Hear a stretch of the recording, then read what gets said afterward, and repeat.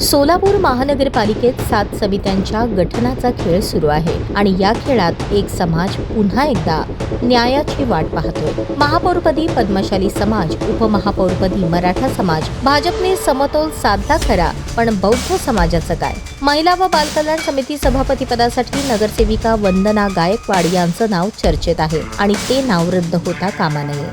भाजपने सोलापूर महानगरपालिकेत सत्ता आणली, वेगवेगळ्या समाजांना प्रतिनिधित्व दिलं, हे स्वागतार्ह आहे। पण जेव्हा बौद्ध समाजाच्या नगरसेविकेचं नाव महिला बालकल्याण समितीच्या सभापतीपदासाठी पुढे येतं, तेव्हा त्यावर रस्सीखेच का?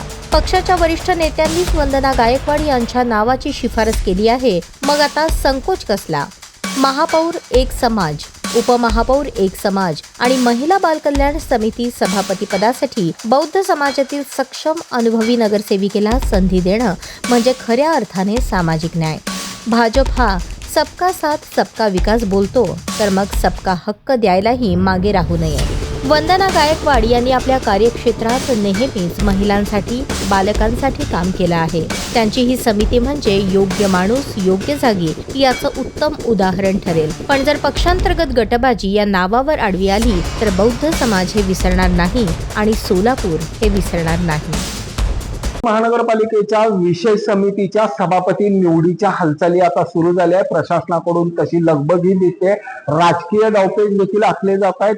सोलापूर महानगरपालिकेच्या सत्तेचं विकेंद्रीकरण करत असताना सबका साथ सबका विकास या विचारधारेवर चालणाऱ्या भाजपाने तेलुगू समाज, मराठा समाज आणि लिंगायत समाजाला प्रतिनिधित्व देऊन त्यांचा सन्मान केलाय।